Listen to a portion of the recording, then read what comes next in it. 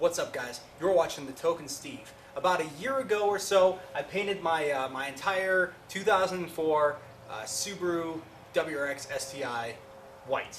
Now the car actually underneath is black, and basically the white was kind of a test. I did plasti-dip on it because I wanted to be able to remove the paint, because I want to be able to remove it just in case I didn't like the white.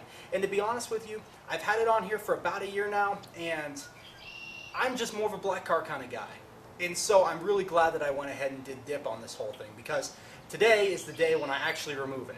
Now, not only is it interesting because it's a dip removal video, but on the other hand, you know, this dip has been on the car for about a year now, and I really don't know of any other cars that have been peeled after about a year that are on YouTube right now anyways. And so, you know, hopefully this will be kind of illuminating as far as, you know, how it affects the paint underneath, what kind of what you can expect after leaving your car dipped for a relatively long period of time, and what you can do. So let's see what it's like to remove the dip after a year of being on the car.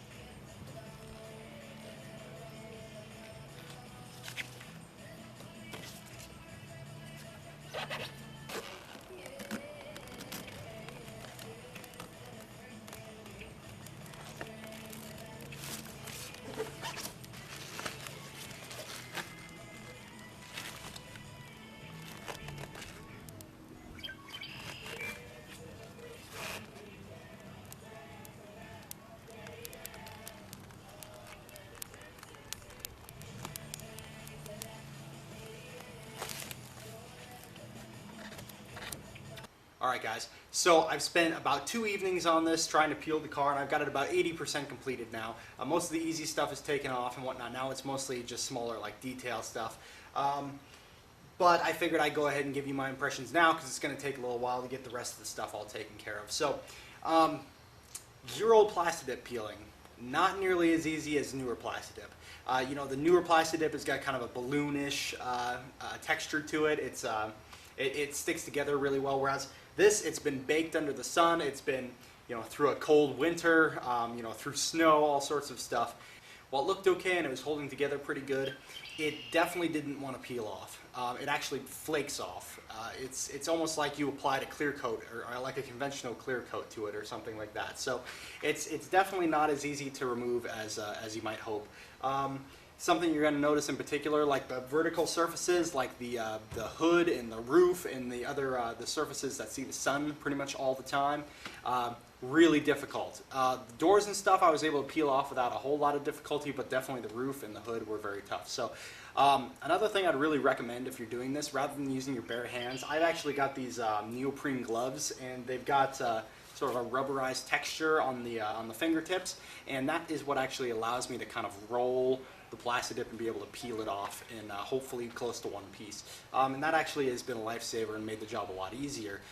Again, whereas like a fresh coat of plasti, you can easily use your fingers to just kind of pull the whole thing off. Not the case with this, unfortunately.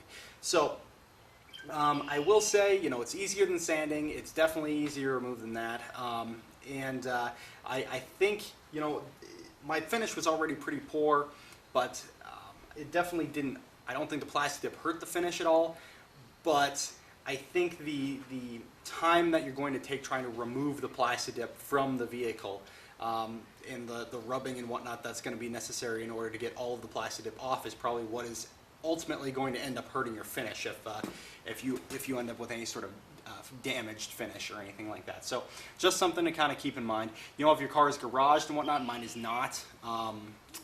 You might have a little better luck with this. You know, you won't have so much sun damage and whatnot.